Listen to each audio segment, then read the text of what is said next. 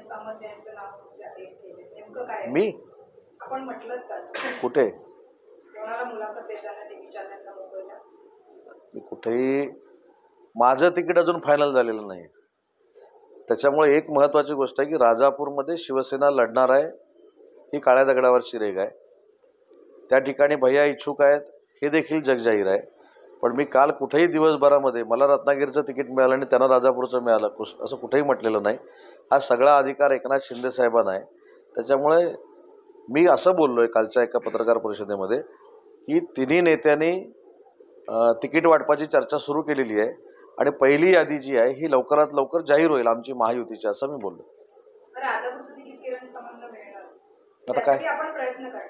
आणि एक महत्त्वाची गोष्ट आहे की शिवसेनेची ती उमेदवारी आहे, शिवसेनेला आम्ही मागितलेली आहे आणि ती जागा शिवसेनेला मिळेल. सर, विधानसभा आता जी आहे ती भाजप स्वबळावर लढणार, पाचही जागा इच्छुक आहे वगैरे त्यांची आता अशा वेळेला महायुती मित्र पक्ष म्हणून आपली भूमिका काय?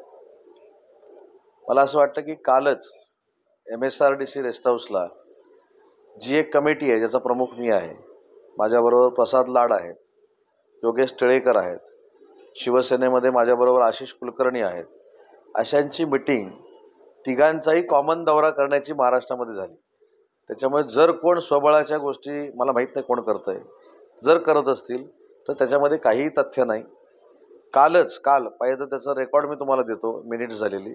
मी, प्रसाद लाड, आशिष कुलकर्णी आणि आमचे सगळे सहकारी बसून कोल्हापूरवरनं कशा पद्धतीनं कार्यक्रम तिघांचे सुरू करायचे, सिंधुदुर्गातनं कसे करायचे, कुठच्या जागा कशा पद्धतीनं आम्ही लढणार आहोत, प्राथमिक चर्चा सुरू झालेली आहे. कदाचित काही लोक त्या कमिटीमध्ये नसल्यामुळे त्यांना हे माहिती नाही. त्याच्यामुळे ही निवडणूक आहे ही महायुतीच लढणार आहे आणि त्याच्यामध्ये शिवसेना, भाजप, राष्ट्रवादी आणि मित्रपक्ष असे आम्ही लढणार आहोत.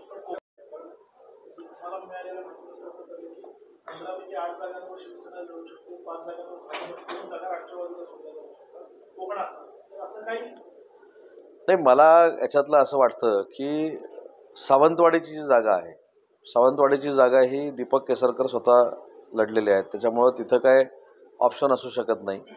इथली जागा शिवसेना म्हणून मी लढलेली आहे. उमेदवारी जरी कोणाला मिळेल मला माहीत नाही, पण ही शिवसेनेची जागा आहे. योगेश कदम खेडमधनं लढलेले आहेत, त्याच्यामुळे योगेश कदमांची जागा ही खेडची आहे. तसं शेखर निकम NCPचे आहेत, ते NCPतनं लढलेले आहेत म्हटल्यानंतर ती जागा त्यांची आहे. त्याच्यामुळे मला असं वाटतं की ज्या ठिकाणी जे लढलेले आहेत, जे निवडून आलेले आहेत, त्यांना कुठं ऑप्शन आहे असं मला वाटत नाही. तरी देखील हा अधिकार जो आहे हा तिन्ही नेत्यांचा आहे आणि मित्रपक्षांच्या नेत्यांचा आहे. ते एकत्र बसतील आणि निर्णय घेतील. एक मात्र नक्की आहे की कोकणापासूनच तिकीट वाटपाच्या चर्चेला सुरुवात झालेली आहे, होईल आणि याच्यातनं लवकरच आपल्याला कुठचे मतदारसंघ कोणाकडे आहेत हे आपल्याला बघायला मिळेल. गुहागर आणि राजापूर हे उद्धव ठाकरे गटाच्या शिवसेनेचे आमदार आहेत.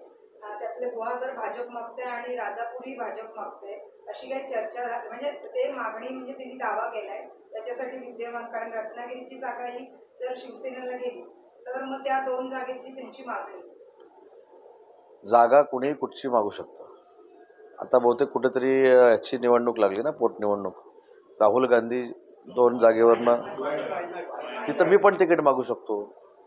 मला तिकडे तिकीट पाहिजे खासदारकीचं, त्याच्यात काय अर्थ नाही. मला असं वाटतं की नेते मंडळी मॅच्युअर्ड आहेत, त्यांना राजकीय ज्ञान आहे, त्यांनी अनेक वर्ष राजकारणामध्ये त्यांची घालवलेली आहेत, त्याच्यामुळे ते योग्य तो निर्णय घेतील.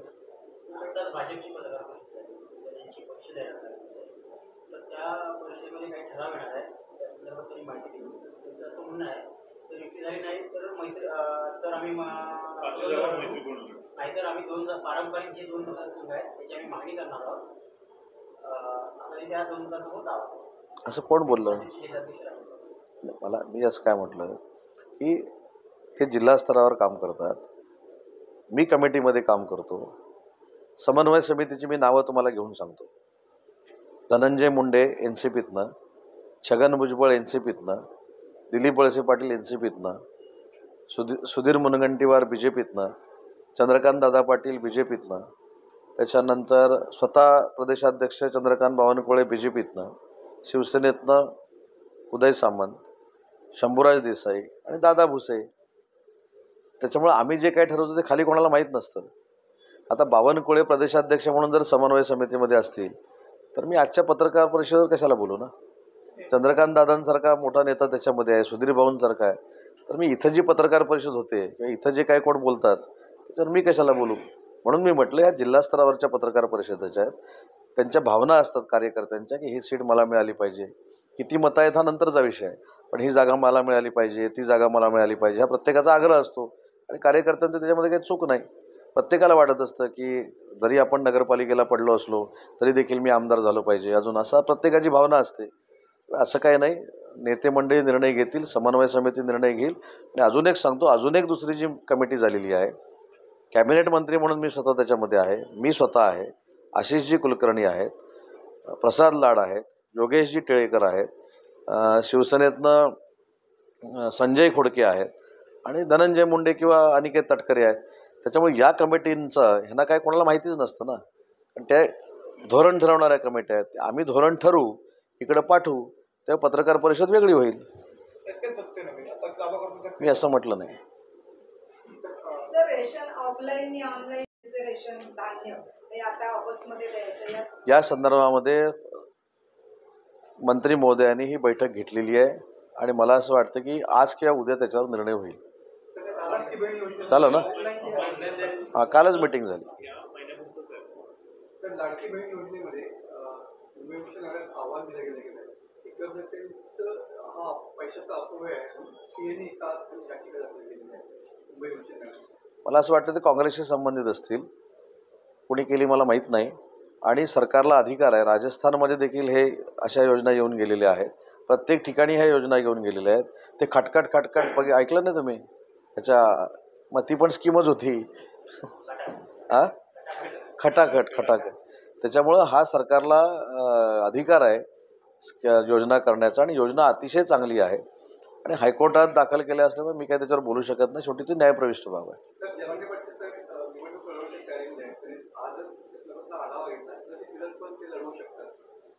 शुभेच्छा आहेत माझ्या पक्षाच्या. सर, 2 दिवसापूर्वी शहरात होता आणि त्यांनी तो रद्द केला पोलिसांच्या. यानंतर जे काही वातावरण निर्माण झालं किंवा जे अफवा पसरवल्या गेल्या त्या संदर्भात पालकमंत्री म्हणून आपण सांगू शकता का की विकासाची कामं झालेली आहेत शहरात? आपण एक काम करू, माझं आपल्या सगळ्यांना आव्हान आहे. मी इथं आता तारांगणाला सकाळी जाऊन आलो. माझी खरंच विनंती आहे, विकास काय असतो मी तुम्हाला 1-2 मिनिटात दाखवतो. आता मी कुठेतरी वाचलं, तथाकथित आम्ही रत्नागिरीकरांनीही भरवलेली होती. त्याच्यामध्ये कोण होतं, मी जी पोलिसांकडनं माहिती घेतली त्याच्यामध्ये मिलिंदगीर साहेब होते. ते काय मला विरोध करतील ह्याच्यामध्ये काय नवीन नाही. म्हणजे मी जिथं असतो त्याच्या विरोधात ते असतात, ते काय मला नवीन नाही, ते त्यांनी करतच राहावं. पण दुसरी जी व्यक्ती होती, आणि असं रत्नागिरीकरांबद्दल मला आदर आहे आणि मी रत्नागिरीकरांची इतके वर्ष सेवा केलेली आहे, पण दुसरी व्यक्ती जी होती त्या व्यक्तीवर फ्रॉडच्या अनेक केसेस दाखल आहेत. आणि मला असं पोलिसांनी सांगितलं की ती व्यक्ती इथल्या रत्नागिरीतल्या लोकांचे पैसे द्यावे लागतील म्हणून 2 ते 3 वर्ष रत्नागिरीच्या बाहेर होती आणि गेले 7 ते 8 महिने ती रत्नागिरीमध्ये आलेली आहे.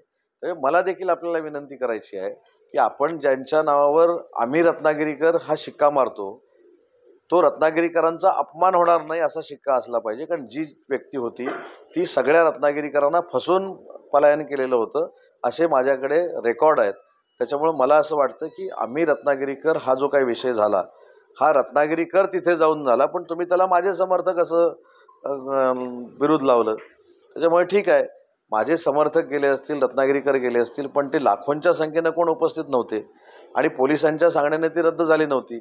तुम्ही संतोष नलावडेंची जर मुलाखत घेतली तर तुम्हाला कळेल की तिथे 5 देखील लोक उपस्थित राहिली नाहीत म्हणून त्यांनी ती रद्द केली. परंतु जे रत्नागिरीकर गेले होते त्यांना सांगायचं होतं की बाबा रस्त्याला खड्डे पडले. मी जे ऐकलं आणि तुमच्याकडनंच बघितलं त्याच्यामध्ये असं सांगण्यात आलं की रत्नागिरीला खड्डे पडलेत हे आम्ही नाकारत नाही, ती भरण्याची जबाबदारी पालकमंत्री म्हणून नक्की पालकमंत्र्यांची आहे. पण अन्य रत्नागिरी शहरामध्ये जी पालकमंत्र्यांनी कामं केलेली आहेत या कामांना बदनाम आपण करू नये ही भूमिका तिथं मांडली गेली. सर, शहरात मोठ्या प्रमाणावर हजारो कोटीच्या वर विकास कामं झालेली आहेत, पण तुमचे तालुका प्रमुख, शहर प्रमुख जे नागरिकांपर्यंत शहरात, तालुक्यात किंवा जिल्ह्यात जी कामं सुरू होतात ती लोकांपर्यंत पोहोचवण्यात कमी पडले असं वाटतं? मी तुम्हाला काही फोटोग्राफ्स दाखवले असते. मला असं वाटतं की रत्नागिरी जिल्ह्यामध्ये नाही, महाराष्ट्रामध्ये सगळ्यात चांगलं योजना पोचवण्याचं काम ह्या रत्नागिरीमध्ये सुरू आहे. महिला आघाडींची आता माझी मिटिंग आहे. महिला आघाडी तर वाडीवर जाऊन आपली जी माझी लाडकी बहीण योजना पोचवत आहेत. त्याच्या बाबतीमध्ये देखील जिल्हा परिषदेमध्ये काही स्वयंघोषित पुढारी गेले होते की हे दौरे बंद करा म्हणून. आता ज्यांना पोटसूळ आहे आणि ज्यांनी देवच पाण्यात बुडवून ठेवले त्यांच्याबद्दल मला काही बोलायचं नाही, परंतु मला असं वाटतं की या योजना लोकांपर्यंत पोहोचलेल्या आहेत आणि याची प्रचिती तुम्हाला ऑक्टोबरच्या निवडणुकीमध्ये येईल. खासदार गणेश मस्केंना मुंबई राजन विचारेंनी एक सर्व कमी केलेलं होतं. एका गुन्ह्यामध्ये त्याला भ्रष्ट ठरवलं होतं, पण प्रतिज्ञा पत्रामध्ये त्यांचा उल्लेख नव्हता. आता त्यांचं म्हणणं आहे त्याच्यावर नोटीस आहे. नाही, जर नोटीस पाठवलेली असेल त्याचं उत्तर नरेश मस्के देतील. त्याच्यावर आपण कोर्टामधला मॅटर आहे, याचिका कोणी दाखल केली, त्याचं नोटीस पाठवलेलं आहे, त्याच्यावर त्यांचा वकील त्यांना उत्तर देईल ना. विनायक राऊत पुण्यामध्ये असं म्हणाले की सामान्य सेवाच्या विरोधामध्ये अभियान सुरू झालेलं आहे. त्यांना उद्धव ठाकरेंवरती बोलण्याचा नैतिक अधिकार काही नाही. तर माझ्या विरोधात अभियान असू दे नको असू दे, मी निवडून येतो, काय मला कोणाच्या सल्ल्याची आवश्यकता नाही. ज्यांचं विसर्जन करायला ते निघाले होते त्यांनीच त्यांचं विसर्जन केलं, याची नोंद त्यांनी घ्यावी. मी त्यांच्यावर टीका पण करत नाही, त्यांच्यावर बोलत पण नाही, कारण मी राजकीय एथिक्स पाळतो. मी कुठेही उद्धव ठाकरेंवर पण टीका केलेली नाही. आता ती टीका ते लावून घेत असतील त्याला मी काय करू. त्याच्यामुळे विनायक राऊतांबरोबर मी सोबत काम केलं आहे, त्याच्यामुळे मी राजकीय एथिक्स पाळतो. आता तेच सांगत होते मी नारायणराव राणेंचं विसर्जन करणार, त्यांनीच त्यांचं केलं. तर तुम्ही दोघांनी बघा ना काय काय झाले ते, आम्हाला कशाला मध्ये ओढता. आमच्या मतदारसंघानं जे काही करायचं ते केलं. त्याच्यामुळं मी काय उद्धव ठाकरेंवर बोललेलो नव्हतो. आता जे काय मी काय बोललो हे पण सांगतो. मी काय बोललो की मुस्लिम बांधव आणि भगिनींची जी मतं पडली ती मतं आम्हाला पडली हे सांगण्याचं धाडस ज्यांच्यामध्ये नाही ते राजकारण करू शकत नाहीत. आणि हे मुस्लिम बांधवांना कळलेलं आहे. हे वर्मी कदाचित लागलं असेल, त्याला मी काय करू. मी काय राऊतांवर पण बोललेलो नव्हतो आणि त्यांच्यावर पण बोललेलो नव्हतो. त्यांनी आपल्या अंगाला लावून घेतले, त्याला मी काय करू. त्याच्यामुळे आम्ही 2 महिन्यापूर्वी असं ऐकलं होतं ते ह्यांचं विसर्जन करणार, ते बघा ना पहिलं काय झालं. ते 3 लाख मतांनी निवडून येणार होतं, त्याचं काय झालं. मला देखील बोलता येतं, पण मी राजकीय एथिक्स पाळतो. माझं देखील तोंड फाटकं आहे, मी देखील कोकणातला आहे, याची प्रत्येकानं नोंद घ्यावी.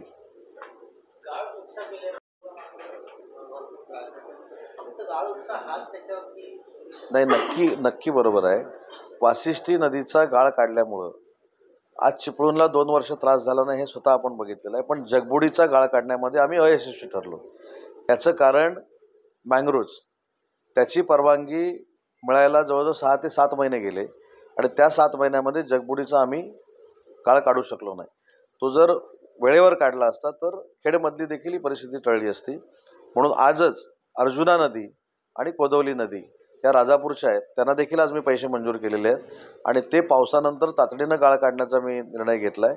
गाळ जर काढला व्यवस्थित नियोजन करून, आणि मी विशेषतः नाम फाउंडेशनला धन्यवाद देईन की कमी पैशामध्ये जादा काम त्यांनी करून दाखवलं या जिल्ह्यामध्ये. त्यामुळे तशा पद्धतीनं त्यांना बरोबर घेऊन काम करू.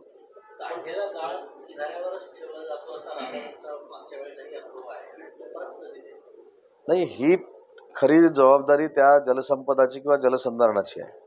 त्याच्यामुळे त्याच्या बाबतीमधले देखील निर्णय घेतलेत आणि गाळ काठावर असू नये ही आमची भूमिका आहे.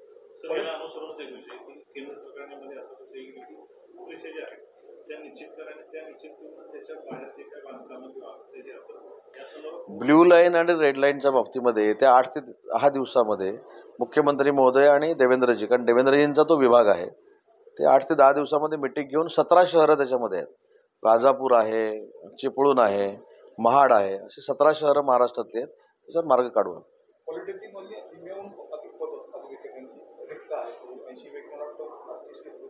तासिका तत्वावर असलेली लोक त्यांना पगार वेळेवर मिळत नाही असं त्यांचं म्हणणं होतं. त्या संदर्भामध्ये स्वतः चंद्रकांत दादांनी मोहितकर नावाचे जे त्यांचे संचालक आहेत त्यांना पुढच्या आठवड्यामध्ये व्हिजिट करून हा प्रश्न सोडवण्याचा आदेश दिलेला आहे. आणि जे प्राध्यापक कमी आहेत, हे प्राध्यापकांची भरती जी सुरू केली होती ती काही कारणास्तव थांबली होती, ती देखील आता सुरू झालेली आहे.